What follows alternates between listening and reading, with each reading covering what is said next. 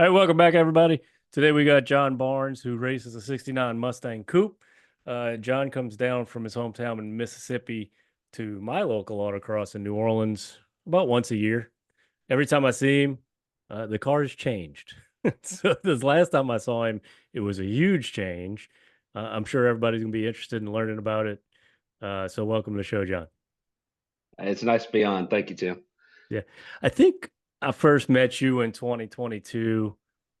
Uh, and I was very new to autocross at the time. I believe you had a 289 in that thing, and you were using valve float as a rev limiter, beating the snot Yep, out of it. I was. And at the time, the car seemed pretty sorted out. So, how long had you been racing that thing? So I started on that car in 2019. Originally, I was autocrossing a 69 convertible, coincidentally, my very first car, and got it when I was a kid. And we got this one. It was supposed to be a parts car, and we got into it, and it was just too nice to cut up. And then I ended up cutting it up to Yeah. turn it into a race car. But yeah, I've been beating on it pretty hard since about 2019. It started out with a little 302 in it, and then 289. It had some of the old TRW 13 and a half to one pistons in it. Um, Started off as an iron headed engine, then we put aluminum heads on it, kept it manual transmission, and now it's morphed into a 60s rendition of a GT3 car almost. Right, right. What what suspension was on it back then, uh, or even now? I guess it's the same well, still, so the rear suspension's pretty much the same. The front, back then, we were still running stock upper and lower control arms that they had the reinforcement plates like they ran in the boss cars back in the 60s. And then now it's got Mike Meier Inc. upper and lower control arms on it in the front with our own coilover setup that my brother and I built to huh? work with the roll cage. And then the rear is we pretty much reached the limit of it now, but it's got a 2004 Terminator IRS in the back of it. Oh yeah, So it's I we, forgot about that. Yeah. Yeah, it's Eric and I've got the same rear ends in our cars. He's got Mm, in that 94 he has, and we've pretty much reached the limit of what it can do now. We're looking at going to something else. yeah. It How much fabrication did it take to put that thing in there?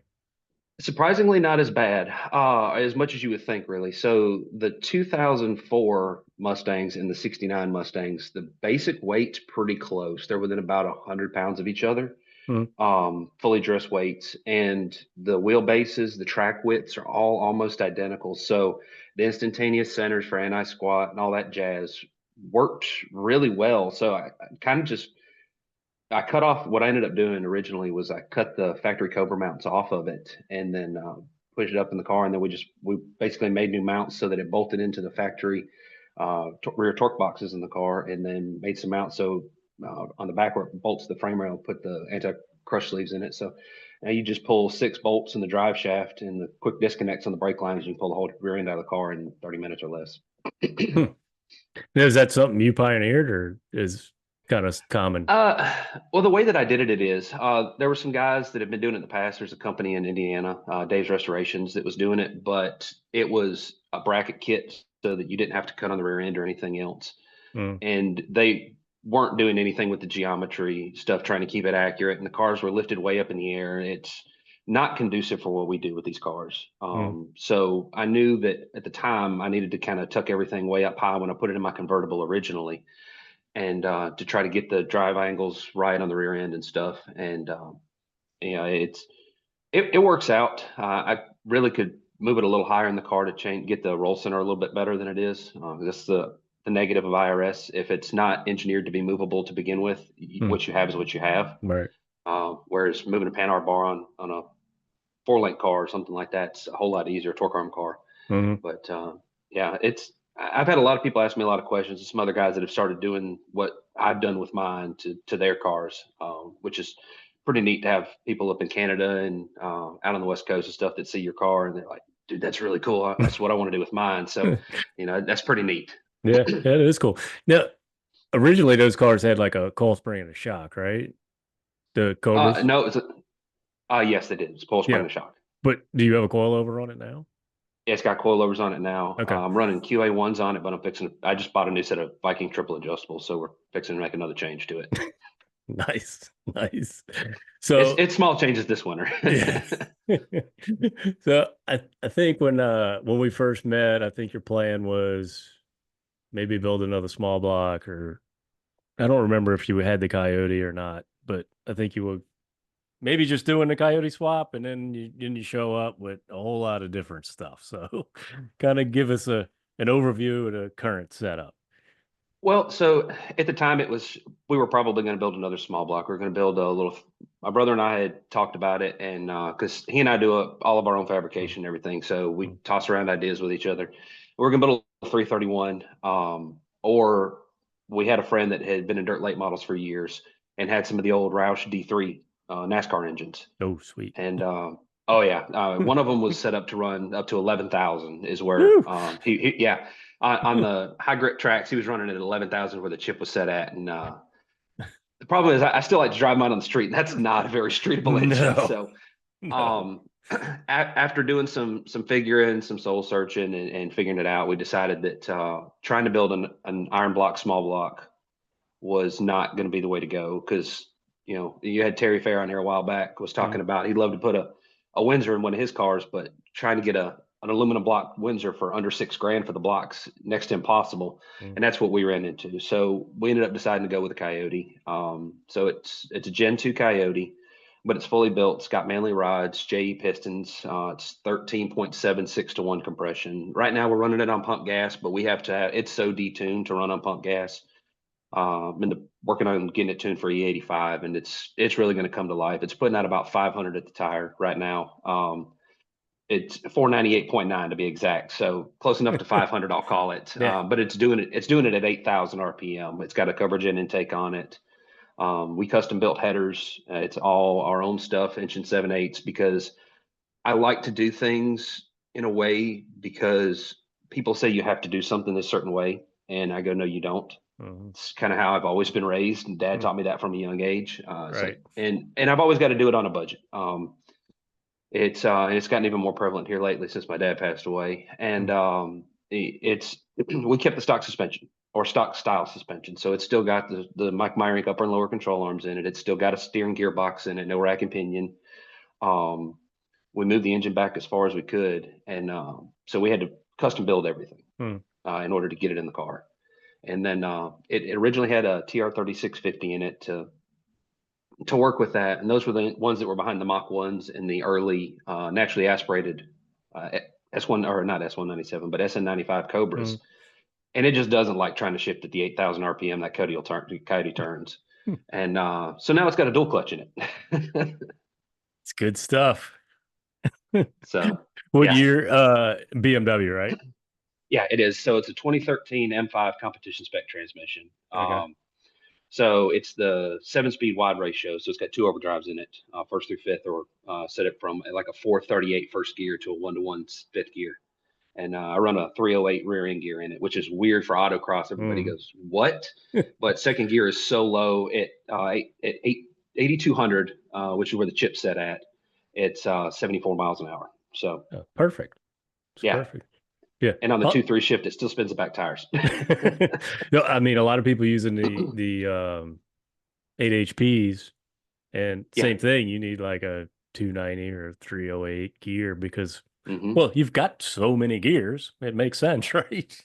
It Your is. lower ones could, your first gear could be Yeah. super low, and uh, yeah, that's Yeah. nice. So, what was there a kit you bought to adapt that to the engine, or you make something? Uh, well, so some of it I made, some of it is bought. So there's a Mm, company in Poland called Adamat that makes adapter kits so that you can put an 8 HP or any of the DCTs for any of the BMWs, because it's a Gentag DCT, and mm, for either the 6-cylinder or the V8. So mine's the V8 version that came behind the 4.4 liters, but they make an adapter kit for any of them. You can put them behind small block Fords for the 8 HPs, the DCTs. They make them for Coyotes, LSs, 2JZs, mm, RB6 or RB26s.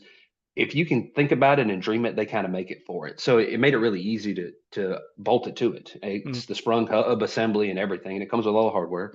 So it was super simple. Bolts right in the car. I didn't have to make new headers, anything.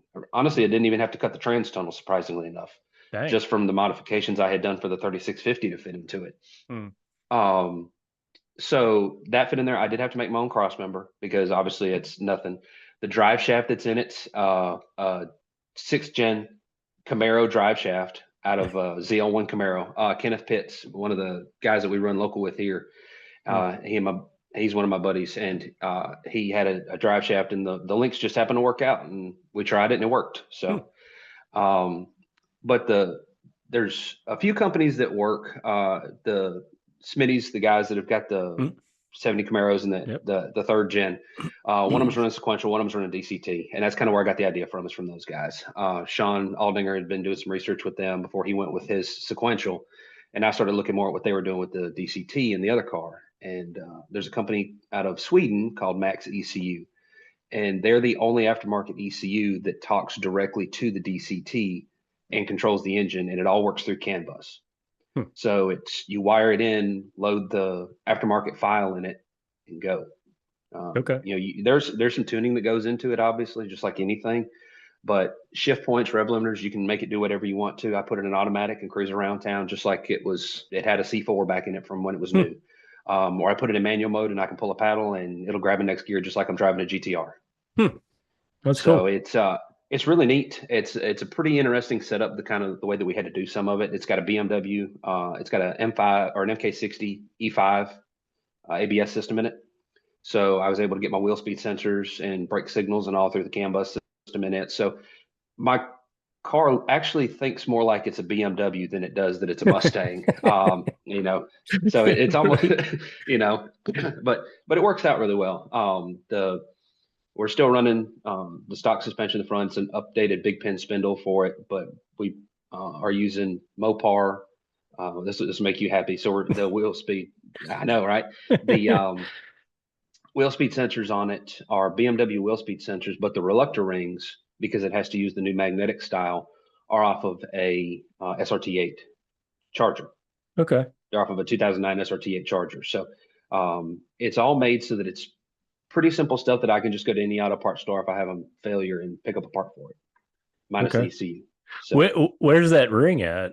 On the hub? uh, it's directly on the hub. I'm running Willwood hubs on the front, Hmm. and we did have to machine the back of the hub a little bit Make to it actually get flat. it to fit on it. Hmm. Yep. So, but just took it, machined it to a 2000s press fit, Hmm. and put some 6018 Loctite on it and pressed it on, and it works like a champ. The rear, we machined down the factory Cobra reluctor rings Hmm. and made it the exact same thing, turned it into a press fit and pressed them on the rear end. And I had to make some bracketry for it all, but it Yeah. all just bolts on and off, and it's pretty straightforward and simple. You look at it and you're like, oh, that's so I love your ingenuity, though. I learned that when I first met you, and ingenuity is driven by a small budget. You know, very much so, very much so. I resemble that very much. Yes, you wouldn't know it looking at that Duster. That is a gorgeous car. Well, anybody can paint. You really got to know how to sand and buff to be, That's true. That's true. I'll give you that. you could be a terrible painter if you're good at sanding and buffing. That's all there is to Yeah, it. Maybe the just body get the work. orange peel out of it. Maybe the Yeah. body work is. I was watching something on TV the other day, one of these car shows. I don't even know what it was, killing time, and they was sanding a car and prep to paint it. And they're like, "This is the important part. Nobody ever asks who sanded that car. They always ask who painted Yes. that car." Yes. And I was like, "That's a very good point there." Yes. The hardest part of the job no one ever cares about. No, no, it's the shiny stuff at the end. That's exactly right. So, that Max ECU, I assume you've played with the software. Is it pretty good software? It is. Easy? It is. It really is. Now I did end up, because I do everything else to the car. We do all, like I said, we do all our own fabrication stuff. We do our own body work, sheet metal work, that kind of jazz, because we've been doing it for years with our dad and stuff. And but when it gets into the computer tuning and things like that, it's beyond my, not realm of comprehension, but what I'm willing to take on. Mm. Because it's one of those where if I screw this up and I blow the engine up, I can't afford to build it for what I ended up building it for. Right. That's why it took me 3 years to put it in the car. But It's very simple. Max actually has some base files for stuff like that. They built a twin turbo Coyote over in Sweden. That's an all-wheel drive setup now with an 8 HP in it. It's like 1,400 horsepower. It's insane. Hmm. It's a S197 all-wheel drive. It's Okay. absolutely bonkers. I'll have to find But that so they one. have they. I know watching their dyno videos and stuff on that thing, and then watching them do an all-wheel drive burnout in a 1,400 horsepower Coyote powered Mustang is Yeah. it's nuts. It might Looks be a like little bit Ken. cool. Yes, it looks like Ken Block out there. Well, I mean, uh, but like I said, they've got the base files and things like that that are built for a lot of these programs for the LSs and the RBs and stuff. And they had one for a first gen Coyote Mustang, which is very similar as far as the way the camshafts are timed and things like that. As far as the tooth spacing on the back of it, it still uses the same 36-to-1 crank. So we're able to put all that stuff on it or preloaded into the file. And you do have to redo things. Like it still uses a factory 20 S550 and S650 gas pedal assembly. So you got to calibrate that stuff. I'm running a VMP throttle body, so it's all got to learn those. But it's super simple to go in and learn. It's got a very easy to use and read software, not just the software itself, but also the user guide on what things mean. I'm still learning some of the stuff like the traction control functions and launch control and some of that stuff, the real motorsports functions that it's got. I haven't quite figured that stuff out, but for the rest of it, it's pretty simple, pretty self-explanatory, and easy to get a base file. And if you're not playing with camshaft timing, especially like with the Coyote where it's got all four cams, because that's the nice part, it'll actually work the VCT on all four camshafts independently, just like the factory ECU does. It's really simple. It's just like tuning anything from Haltech or Motec or Holly or anybody else. It's very self-explanatory. The normal 2 and 3D tables, 4D, whatever you want to do, and yeah. make it work. So it's got a lot of adjustability.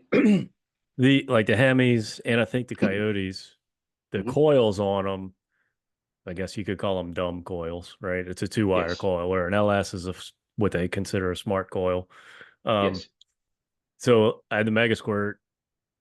It used external module to fire those Yep. coils, but although they've just developed a new product where you don't need that. And Yeah. does that Max ECU need external drivers? And so it does. So it's got the Bosch drivers on it. Okay. So something super simple that you can go get for anybody else's stuff. Yeah. They're simple. So It just I think even Holly uses an external driver, and they do. I was surprised to see that Mega Squirt or Amp EFI, whichever one you want to use, actually it integrated that into an ECU, into one of their ECUs, because they always seem to be late to the game with features, but they were kind of they were kind of ahead of the game on this one, it seems. And maybe because they were trying to get a foothold in the Coyote market. I think so. They're trying to the Mega Squirt 3 would run all four cams. When I first built the engine, that's what I had intended to do was run a Mega Squirt 3. I had bought the system with the wiring harness and all, and the wiring scared me, so I didn't do it. I sold that system and bought the factory, the Ford control pack, so it was just plug and play. Got Lund Racing out of Florida to tune it, and it was a beast. Just couldn't get it shift. Like I said, I couldn't make it shift at really above 3,800 RPM. That transmission was mad. And it didn't matter what clutch I used. I tried a spec. So I was running a spec Stage 2 Plus with the Kevlar on one side and the organic on the other. And clutch held perfectly fine. It released great. I ran on the small block and was shifting it at 6,500, 7,000, but the transmission was the problem. And yeah. So anyway, ended up going with the Ford system initially, and then when I wanted to do go crazy and put the DCT and all in it, I had to do something else. And yeah, so I had to build a wiring harness and all for this car. So it's all my own wiring harness, uses the normal Deutsch connectors, the bulkhead connectors and everything else to the firewall. So just undo 2 connectors and pull the whole harness out with the engine. Yep. That's how I did mine too. One it's actually I only have one on the engine. 48 pins. I've got 2 48-pin cconnectors coming through. Well, I used all of one and half of the other. Well, you got more cams than me, so. Oh yeah, a lot more cams, a lot more sensors. It's there are times I think I should have gone LS with a GTO oil pan. It would have been so much Uh, easier. I know, huh? Right. Sometimes I think we're just punish ourselves on purpose, but Oh, there's no doubt about that. so, were you able to find somebody locally to tune it? So there's a company, or I say a company, but kind of the guy to go to in the U.S. to tune the DCT, and really the only one that does with the Coyote stuff is Brett Willett. And he's up in, coincidentally, was working some overtime at one of our bases in St. Louis, Missouri, and Huh. that's actually where he's based out of. I talked to him for a little bit, and he was explaining to me all the things. And Willett Run Automotive is his shop, and he's done some great stuff on it, getting it tuned up and making that thing run like it's supposed to. It's pretty cool. And he, like I said, he does some great work. He's working on a twin turbo Coyote swapped Eclipse right now. He How did does. that fit in there? I'll send you a picture when we get done. And surprisingly enough, because the transverse mounted four cylinder with that, Mm. it didn't have to cut the shock towers or anything else. It just went right in the car. It's wild. That's So, but he's, that seems scary. oh, I know, but it's so cool to see. So did you have to learn how to drive this thing after you did all the changes? Uh, Not really. So going from the small block actually made more power down low than the Coyote does. Yeah. Now, granted, it picked up another 150 horsepower going to the Coyote, Mm. but below 3,800 RPM, nobody's home, and that is the drawback of the Coyote. But it makes it easier to drive because you can come out of a corner and if the car's set up right, you kind of lay into it and with a good tire and it hooks pretty well. Mhm. I'm kind of running some old dried out Falcons right now, and it blows them off pretty easily. But um, now going to the DCT, it's going to take a little bit more getting used to driving it because the way the gears are spaced in that DCT, it drops from peak horsepower to peak torque. That's Mm. literally how the gear ratio is spaced. That's kind of why I went with the wide ratio transmission because it lets me use every bit of the meat of the Coyote's power band. Um, so, like I said, it 70 miles an hour when it shifts from second to third gear, it will break the back tires loose. So, uh, getting into some more road racing stuff with it this year.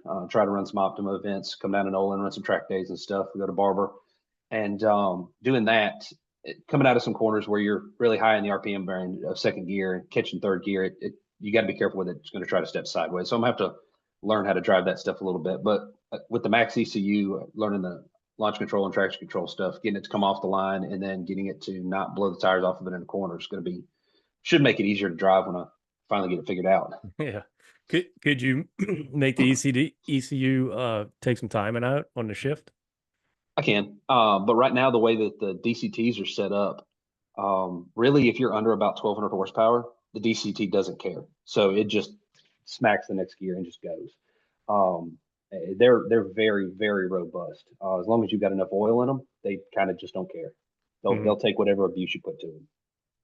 No, I was saying more so to kill the tire spin, so you're not trying Yeah, to you put it in a can, wall. and yeah, and that's really where the traction control piece of it's going to come into play is getting it to pull some timing out of it Yeah, I guess to so. to keep it Yeah, from doing that. So. yeah, yeah. It makes sense. So, So, but and you can do more to it. You can dial in clutch slip. So right now it is a 0% clutch slip on the DCT on any of my shifts from first all the way through seventh gear. It immediately catches the next gear. There's no slip of the clutches or anything else. And I can dial in 5, 10, 15, 20% slip to get the clutches to let it do what it needs to in order to get it down. But then it's one of those where it's a balancing act of abusing the transmission to that degree how much extra heat are you putting into it, especially when you're trying to run it out at 8,500 RPM sometimes. mm, So it's a balancing act to not burn the transmission up yeah, and still make the car drivable. and that's all So configured in the Max ECU. The slip. yep, it's all built into it. So you can dial it all in and kind of make it really do whatever you want it to. It's very versatile when it comes to messing with the DCT. Right. So I guess you would normally use that when you're just under normal driving conditions, so you're not snapping your neck when you're driving on the street. Surprisingly enough, driving on the street, it doesn't. No. Even and unless you're mashing on it and really kind of dogging the car, the upshifts and the downshifts, it's just boom, boom, boom, and it shifts just like in a normal automatic. Like if I had a 6R80 or a 10R80 bolted to the back of that Coyote, It shifts and doesn't snap your neck or Hmm. do anything weird. It's actually very pleasant to drive. Even with the blind spots for the full containment momos it's got in it. I mean, I drive it to work, and I live 2 hours from work. Hmm. I'll drive it to work sometimes. Really? So That's yeah, cool. it's with the DCT, the gearing in it, and everything else. Even with the 315s on it, it averages about 20 miles to the gallon. That's cool. Yeah, so not bad for something that makes 500 at the tire. No, and yeah, that's cool. And something you built in your garage. Yeah. So what's the next big change? I know you change stuff all the time. So honestly, this year we're trying not to change a whole lot. We're redoing a little bit of the aero stuff on it. So, it's had the big spoiler that, meets the SCCA requirements. I'm one of those that's been very pro letting Cam T run wings. Hmm. I've talked to Raleigh about it and some of the other guys, and as I get the logic behind wanting to keep them with the spoilers, but Mustangs had wings on them back in the 60s. Now, granted, it didn't do much, but they had a little wing on the fastbacks, and Hmm. it's kind of one of the things that everybody likes. Not like something you get from Nine Lives Racing nowadays. Uh, but it comes down to one of those where if you want to be fast and not have a ton of drag on the cars, you've got to do something with it. So we're going to do a little bit more with it. We're going to put a little bit bigger splitter on the front of the car this year with some ducks and stuff in it. Try to get a little bit more front aero in the car. Probably going to end up swapping over to Cam C just because I want to put a wing on it. Um, and then we're gonna do some stuff building a diffuser and things like that. Stuff we're working on right now, trying to get it ready for this season. The problem is I can't do any like underfloor stuff with it because of the way the transmission and everything else fits in it because it's such a tight space without more or less tube chassis in the car, and I really don't want to do that. We've avoided it up to this point, and if I'm going to do that, I'm just going to build another car. Hmm. Um, so yeah, we're doing as much as we can without putting a flat floor and a whole bunch of other weird, crazy stuff on it. But right now, it is what it is. Like I said, I think we've reached the limit of what I can make the factory Cobra IRS do without either sending it to Kenny Brown and getting them to do the roll center adjustment conversion on it, or going to a S550 IRS. And I think that's what we're going to do next year is go to the S550 IRS if I can't make it do what I want it to, and probably put Mach 1 quarter panel or the fastback quarter panels on it to widen the back of the car out so that it looks factory, but it is widened enough to get the S550 IRS in it. Hmm. So because You it's ever about think? 3 inches wider than what's in the car now. Okay. You ever think about going with like a torque arm instead? So I have tossed it around. When I first started putting the car together, I was having a lot of issues with trying to figure out spring rates and stuff because it's things that I knew a little bit from my dirt track racing days back when I was a kid. Back when we ran sportsman cars and trucks and limited late models and stuff. And it's a little bit different when you get out here and the car is not just turning left. So trying to figure that stuff out, stick axle ratios are not the same as what it is for IRS. So I called Mike Meier and he talked to me probably for an hour and 45 minutes one day. Just took time out of his day and talked to me, shot the breeze. We talked shop for, like I said, an hour and 40 minutes. Hmm. He taught me a lot. I was sitting out there. I used to live out in the country at the time, and cell service was terrible. So I'm sitting on the toolbox of my truck with a pen and a scratch pad of paper taking notes. Everything I could learn from that man, because when it comes to the first gen Mustangs, if you want one to go fast, you call him or you call the guys from Cortex Engineering up in Indiana. Hmm. They're the guys that make the first gen Mustangs go, and especially go around a corner. And so I'm taking every bit of information I can get from him. And I've looked at going um, to the torque arm setup that he has, that Mod 2 system, and it's a fantastic system. But I think at this point, I've kind of committed to making it and keeping it an IRS car. Hmm. And so I'm probably just going to keep it an IRS and go from there. And we're probably still going to take it when we put it in there and put rocker arms on it and put a rocker arm rear suspension in it, things like that, so that we can get a little bit more activity out of the shocks. Because right now, with the way the car sits, I have to run such a short shock in it. It's not very active as much as it should be, especially when you're trying to hit curbs and stuff on a track. So we're probably going to put rocker arm system in it when and if we do go to another IRS. So we'll see what it does this year and go from there. Yeah. Those are completely different. 550s, huh? You'll have to do a lot of cutting. Surprising. I really won't have to on the floor of the car. Hmm. I'll be able to take it based off of the measurements that I've gotten out of some cars because I've got a couple of buddies that have got GT350s and stuff, and I've gotten under their cars and taken a bunch of measurements. And what I'll be able to do is uh, take the factory mounts off of the S550 IRS and basically just cut them off. And width wise, it should fit inside the factory frame rails in the back of that car. And then I'll just have to build some new bracketry to bolt it to it. And, I will have to put a little bit more bracing to come from the lower points on the IRS out to the factory torque boxes just to reinforce the rear end of the car. But I've already got a cage and stuff back there too, so it does cut a lot of the twisting force out of the car. It doesn't have as much torsion flex in it as it used to. So it's helped it a lot. Is that going to fix your roll center problems? Or I guess if you build it in, it'll fix it, right? Yeah. Build it in. My brother and I, we're not engineers by trade. We've built cars our entire lives, and we've looked at it. We've played with some of the plots and graphs and stuff like that with sheets of graph paper. We've looked at building a complete custom IRS for the car. And when you look at the way the car is laid out, as far as dimensionally, when you come to wheelbases and all, it's so close to the new stuff that I should be able to get it in the car and just what's there, make it work. And it's such a good IRS to begin with that multi-link system that it has. I don't think it's going to take a whole lot. And even then, we're probably going to take it and still build some adjustability into it where we can raise and lower the entire cradle to change where the roll center goes in the car. So basically, if it works out the way we've talked about it, we'll pull four to six bolts, and we'll be able to lift the whole cradle or lower the whole cradle plus or minus an inch. We figure is what we will need total adjustability into it, and we'll be able to move the roll center where we want it to. So to make the car kind of behave however. Can you lower the front much without messing all that up, the roll center up in the front?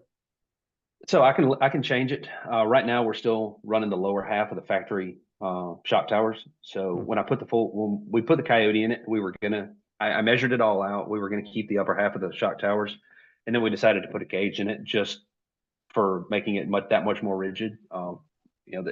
These cars were never meant to have this kind of horsepower or do what we're asking of them. And face it, back in the day, the GT40s that were running at Le Mans and even the NASCARs, they had a 427 that made less power than my Coyote does. And you crank my Coyote and it sounds like a stock 2015 Mustang. The joys of cam timing. Right. But it's kind of wild. But I can move it around a little bit, but to do any more, I'm going to have to change the front suspension and go to something that gets rid of my, that lower piece of the factory shock tower. So I can lower both my upper control arm points about a half inch and lower the roll center. But right now the front end is actually really good the way we've got it set up. It's just the back end of the car, it lacks some stability. And I think a lot of that's got to do with we've reached the limitations of the IRS. Okay, cool. So you said you just bought some new shocks, and I was just thinking the other day, I don't run an adjustable shock in the back. And I've been wanting to probably add them, but our crazy weather here. Yes.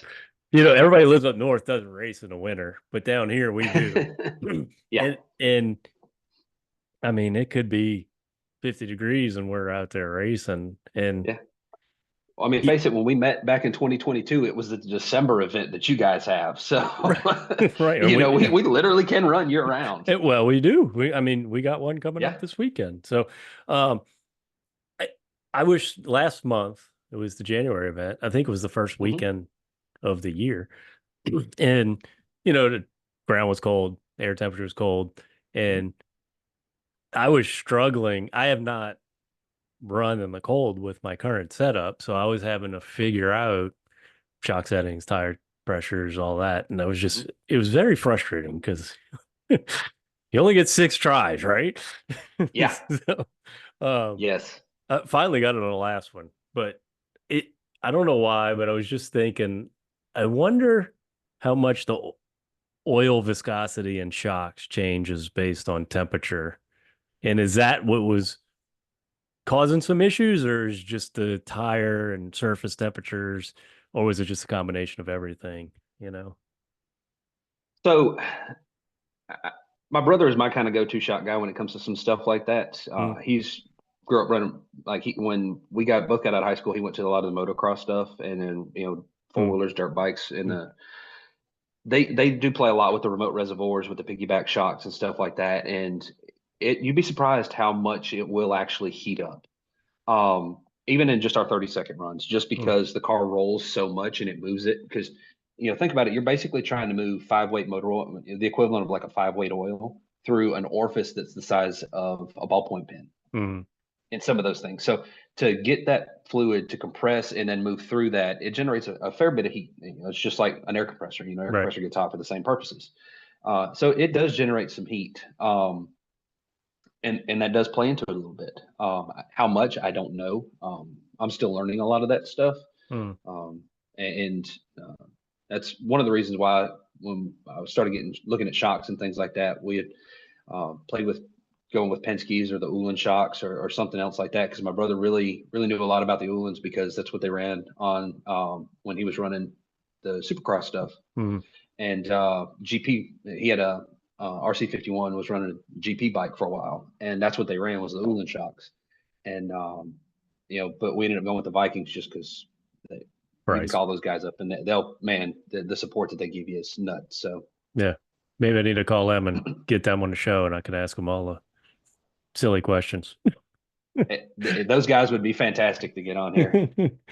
Yeah, because I was just driving down the road and I'm like, I wonder if this air temperature is what messes with those shocks. Because, Yeah.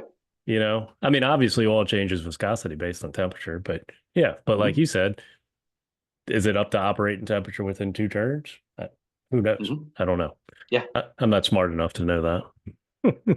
Yeah, and I honestly, I think it's probably like engine oil too. A lot of it's going to determine on what oil you put in it, because the stuff that Viking runs in their shocks versus what Penske or Öhlins puts in theirs is different. So it's going to heat up and it's going to dissipate heat and change viscosity differently. So Mm, yeah. who knows?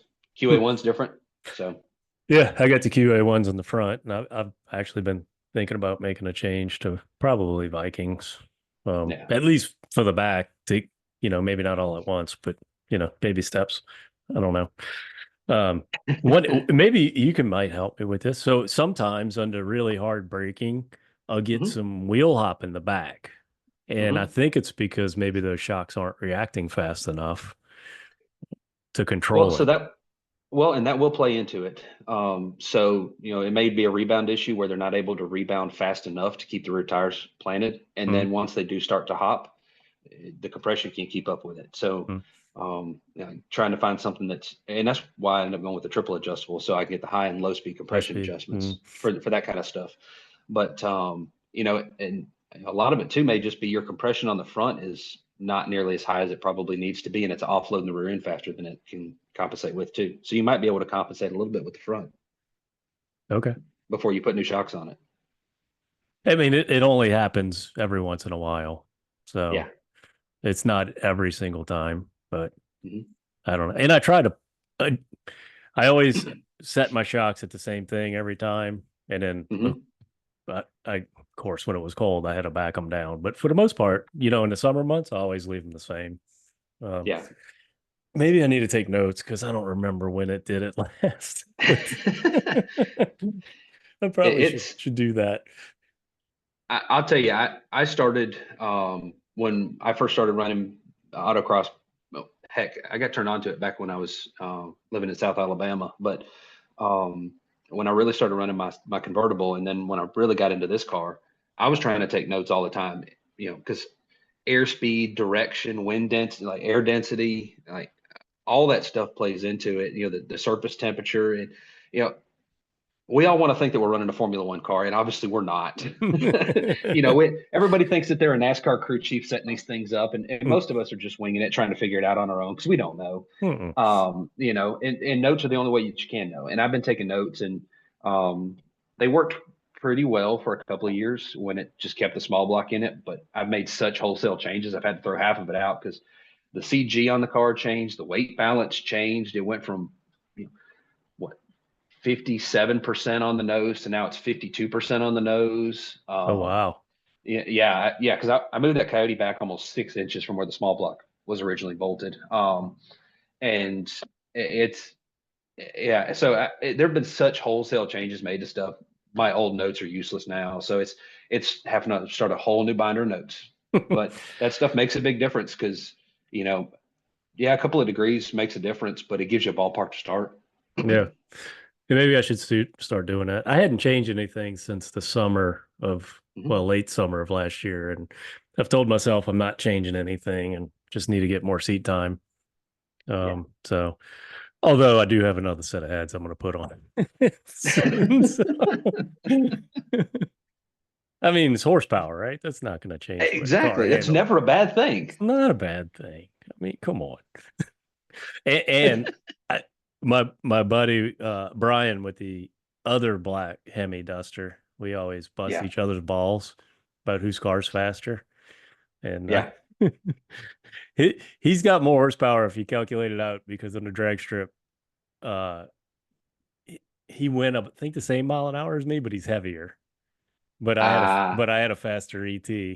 So now mhm. he's out for vengeance to be the first one in the 11s with their car. So we'll see. He's got a Well, 6'1" and I got a 5'7", so I'm I gonna mean, you know uh, that's some bragging rights right there, dude. I did it with 5 less liters, almost uh, or almost half a liter less of displacement. that's right, that's right. And but I'm putting 6'1" heads on it, so it'll be a half a 6'1" and a half a Ah, ah, 5'7". So that's right. Well, your uh, car's still all steel though, isn't it? oh yeah, 100%. Man, Steel bumpers. Actually, it's got the bumpers on it. It was all of the sheet metal on it is what it was born with. It was no aftermarket sheet wow. metal and nothing. I didn't realize your car was that. Holy cow, that's fantastic. Yeah. The only piece of sheet metal I've replaced is the lower quarter on the driver's side. It had some rust that was not worth patching something. So just cut the whole lower quarter out. But other than Yeah, that, but all factory steel. you can't beat that at all. Yeah. Even the glass, all the glass is factory glass, except for the windshield, of course, because, you Yeah, know, that's always gonna break. yeah. Well, I broke a couple putting them in too. So Yep. You're still does yours use a gasket or is it a uses yeah, the it's a sealant? gasket. It's a gasket. Ah, yeah. And I can't tell Mopar you how many I've gaskets broken with the suck. gaskets. They suck. I'll It's tell you, any of the aftermarket gaskets suck. I've got a couple of 60s model Ford semis, hmm. and yeah, my dad and I broke a couple of windows putting them in those, and it's like, ooh, these are expensive. Fortunately the windshield's only like 120 bucks. So well, That's used not to bad. You be. can't beat that. Used to be. I hadn't bought one in a Yeah, while, but I've bought a few. yeah. I put one in my car after we put the cage in it back in 23 when we did and it was mine was 175. That's still So not bad. a couple of years, that's not terrible, and they really haven't gone up much. I don't think in that time, so that's not bad. When I was putting the car together in its current form, Mhm. my I was putting the windshield in, broke it, got pissed, of course. And I was like, so I called the guy that I use for windshields all the time locally. And I'm like, man, this is gonna be a stretch. Can you see if you find me a windshield? I'll call you back. Calls me back 5 minutes. He goes, I can have you one this afternoon. I was like, okay. What? So I drove over there that afternoon ago and I put it in without breaking it. I was like, well, that made my Man, day. yeah, you can't beat that at all. I don't, Jeez, the warehouse nearby must have had one in stock for some gotta reason. be. Yeah, it's crazy. So what events you got on the schedule for this year? So it's a lot of local stuff we're going to try to run. Try to get down to y'all's region, run a few events, just because of the asphalt. You know, Mhm. y'all got a different surface than what I usually run. Here in Mississippi, we're mostly concrete, and then I go up there to Arkansas, run Stuttgart a little bit with those guys, and it's concrete because it's all these airfields. But we'll try to run some Optima stuff this year. I was one of the ones that got inside the 2 hour window, so hopefully they process it and I get approved to run Indy. So we're going to try to run that this year. I'm going to run register for barber for that next month, I forget, it's February now. So the 20th, we're going to come run the NASA event. Uh, Pending the shocks come in time, we're going to come run the NASA event just to Down get some here? track time for the open track day in NOLA.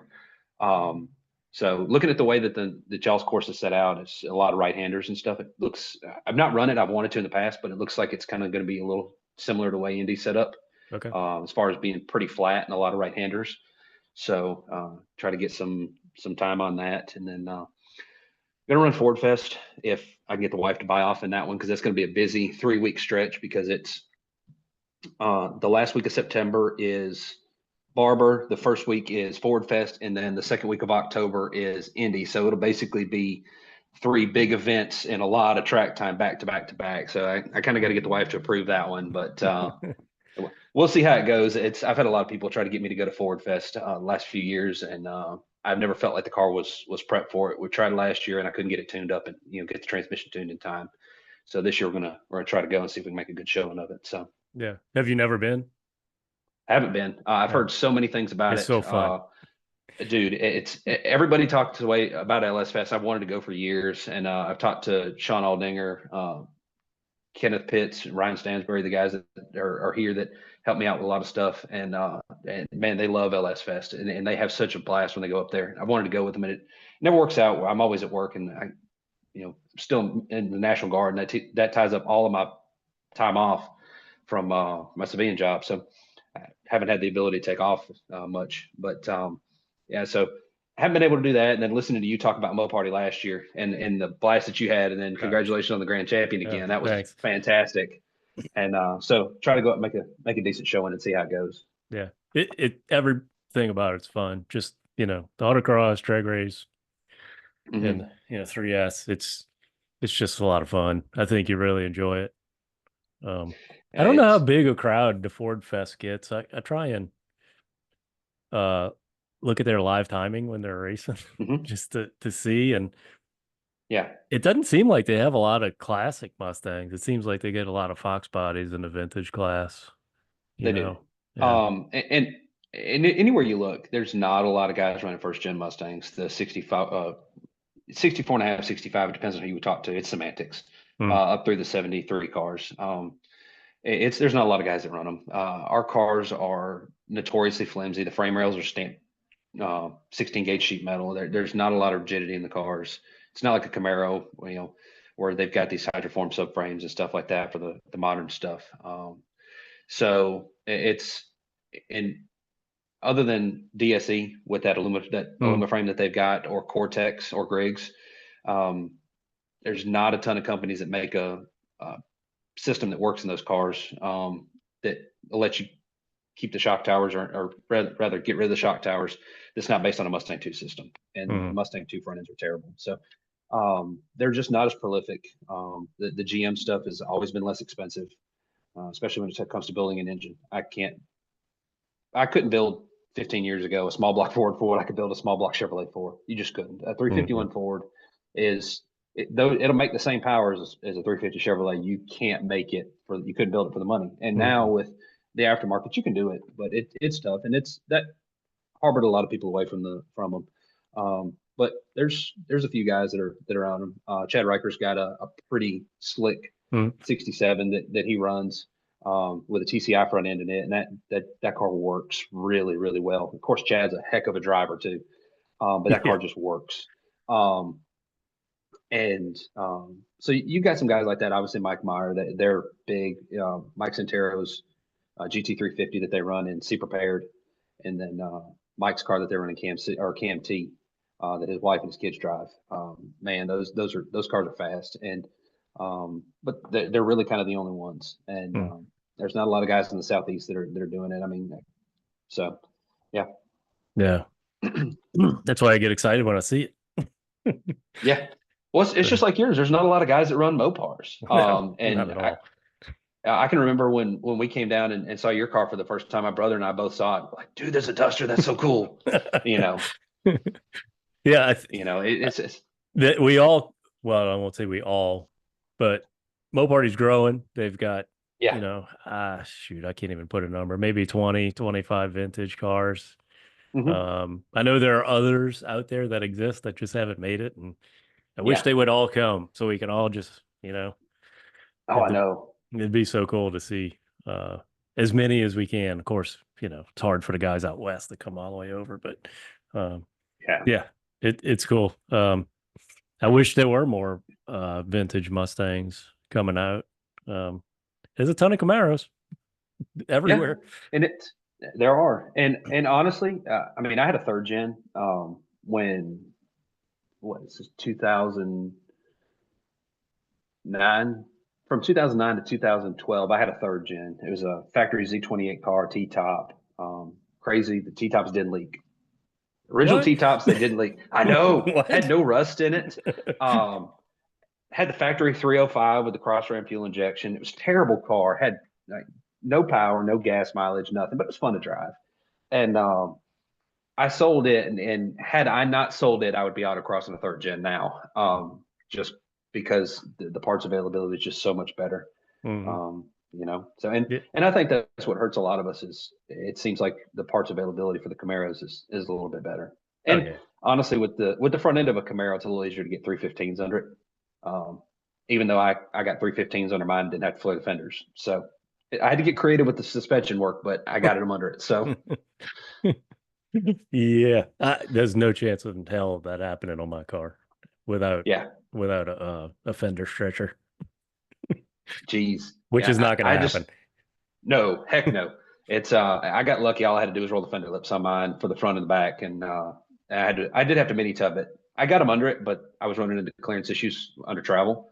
But the front end, I got 315s under it, and I don't hit the fenders, or I don't hit the um, frame rails, and they're S550, just 52 offset wheels, and I was able to make it all work. I got to Hmm. run a 1 inch adapter on the front to space it out where it's got to go, but it works.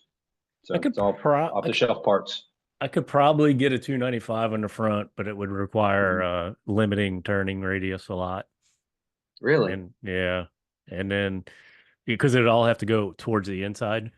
Hmm. Because I mean, it's literally about 3/16 of an inch from the fender Hmm. lip, which is rolled. Yeah. Turn full lock and full compression. It's about 3/16 to an eighth to 3/16. So everything would have to go in, and it may Hmm. negative. I don't. It may do some weird stuff with the scrub radius too, having all that Yeah. tire on the inside. I don't know. Yeah. Again, I'm not smart enough to know what that might do. Well, it does. My car's the same way. It messed with it. The Ackerman. Yeah, I played with some things. I had to lower the upper ball joint. I lowered the upper control arm too. I did the Shelby drop and all that stuff on it. To get a 315 to go over the top of the knuckle and go over the factory ball joint because I'm running spherical bushings on it or spherical bearings on it now in order to get all that stuff to work out right. And the scrub radius is a little bit wrong. The roll center is not exactly as good as it could be. Camber curve's pretty good, surprisingly enough. I only gain about a tenth of a degree of camber, or I'm sorry, lose about a tenth of a degree of camber at max compression, which the car never sees. Hmm. And the only way I'm able to get it at max compression is I've got to take the strut rod off the front of the car. And so from normal ride height to normal max compression on the bump stop where it would normally travel in an event, it's no change. It's a 0 degree camber curve. So it doesn't move. Really? Surprise. Yeah. I got really lucky. And like I sat down for a long time with graph paper playing with stuff and seeing where I can move things around to make it work. But I did lose a little bit on my Ackerman because I've played with some stuff originally, and now I've moved um, my tie rod ends. I moved them in, so basically I shortened the arm, so it Hmm. sped the steer up a little bit. And doing some of that helped it, which helped the drivability.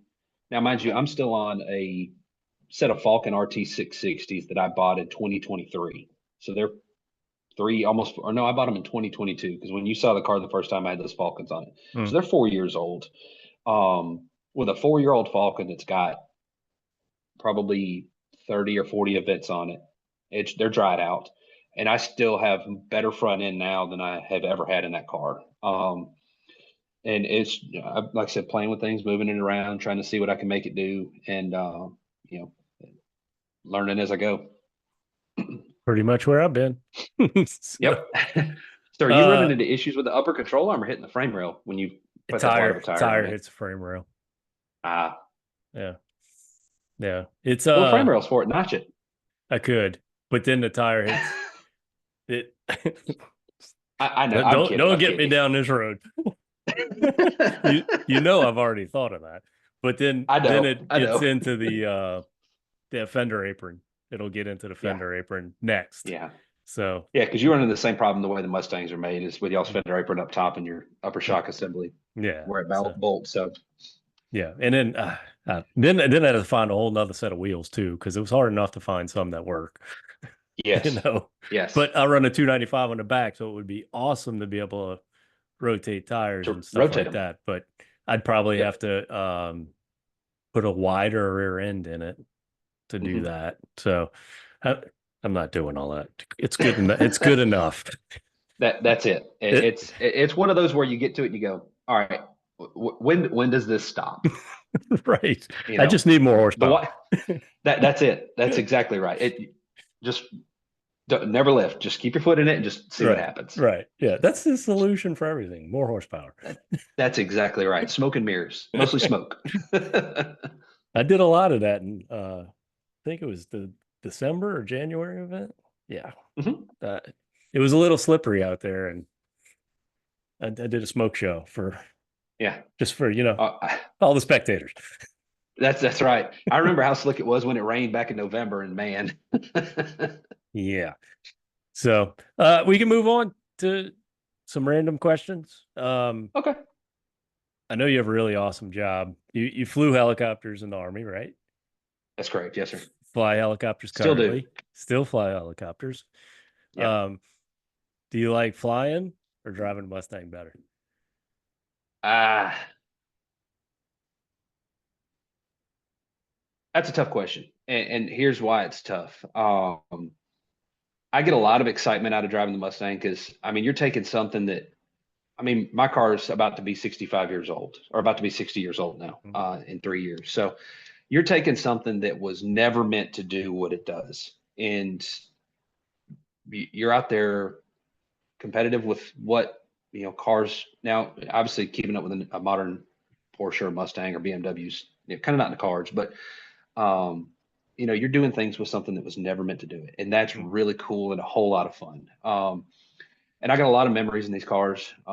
The coupe that I run now is the last car my father and I ever got to build together Mhm. before he passed away. So there's a lot of sentimentalness in that, and it's cool getting to go out in it and thinking of all the times he told me that this was I'd have never dreamt that you could do this kind of stuff with these cars, and That's that awesome. so it's always really cool. Mhm. But at the same point in time, because I fly medical helicopters, I did in the Army, and then I do now still, and to go out there with some of these people on the worst day of their life and be able to, in the Army, we made jokes about the mechanical steed of salvation. And, but to fly out there on the worst day of their life and pick somebody up and take them to, because I work with some of the most proficient and professional nurses and paramedics in the country, not just the South, but in the country, because I go Mhm. all over the place working at these places and the things that they get to do and the knowledge that they have is it's incomprehensible to most people. It's absolutely insane. I listen to them and I just go, I wish I was half as intelligent as you are. Um, and getting to do that is the Mustang may be more fun, but I think the EMS, the helicopter stuff is far more rewarding. Rewarding. Yeah. So it kind Yeah. of a double answer to that question. Yeah. And you're saving people's lives where, you know, it's hard to compare Yeah. to that, It is. It is. But I mean, landing on getting a call at 2 o'clock in the morning in a dead sleep, and it's a massive car wreck. You got 18 wheelers and stuff, and you're landing in the middle of the interstate under night vision goggles. With cops all around, debris on the ground, trying to figure stuff out on the fly, using every bit of the 15 years of flight experience that I have to make the best decision that I can to safely land this aircraft and not hurt myself, the $15 million helicopter that I'm flying, or the people on the ground. Um, that's a heck of an adrenaline rush. I bet it is. I bet it is.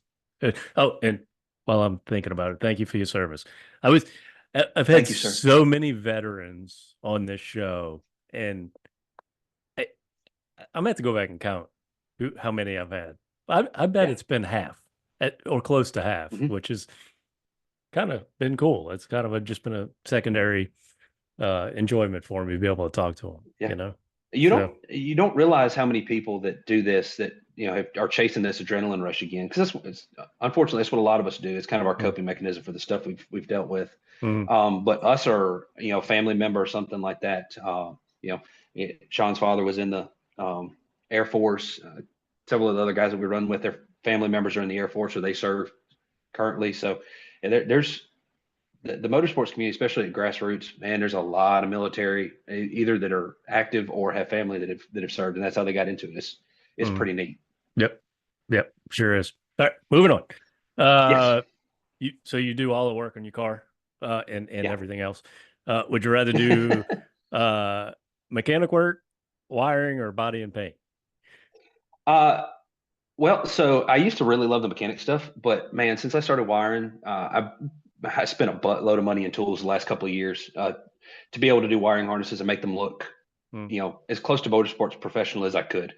And I've gotten to the point where wiring is kind of my thing. I really like wiring, because back to the aviation, I'm a maintenance test pilot in the military. Hmm. So I fly the broken helicopters to make sure they're safe. So we have to know basically how to rebuild the helicopter from scratch. Right. I'm not quite right in the head, man.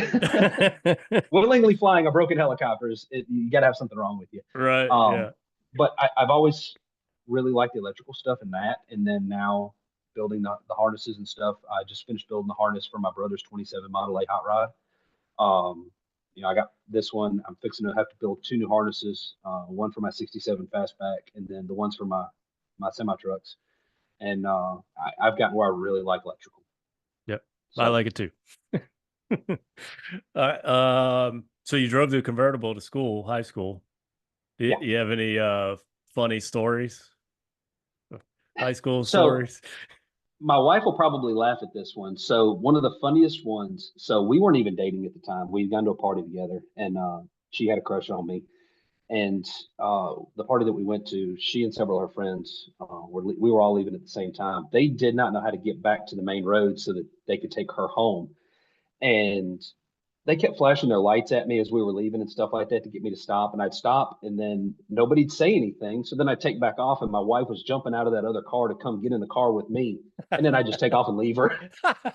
And she reminds me of that story every now and then. And I'm like, I'm so sorry. And we get a chuckle out of it. But that's probably one of the funnier stories that I've got about that thing. That's pretty good. I like it.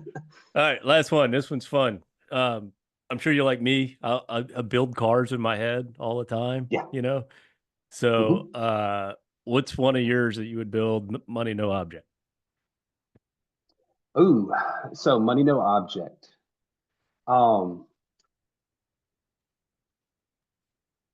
I've always been a fan of these things, and people laugh at me because they're like, "Man, you're a Ford guy." I'm like, no, I'm an everything guy. I don't mind anything.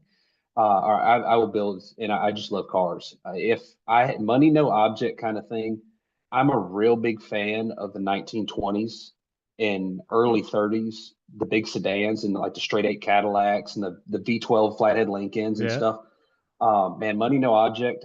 I really like the Duesenbergs and the old Auburn Cords and stuff like that. I would love to own one of those just because that, as far as I've always viewed those cars as like the pinnacle of American luxury from the right at the beginning of what became the greatest generation of the world. So I'd love to have one of those cars and just build it and obviously keep it bone stock because those are multi-million-dollar cars. But yeah, something like that would just be super, super cool and neat to have because I mean, there's only a handful of them and none of them were the same. They were all different because they were all coach hand-built cars. Yeah. That's cool. All right, we'll wrap it up there. Probably not the answer you were expecting. No, not nearly. Oh, do you have any social media people can check out the car or anything?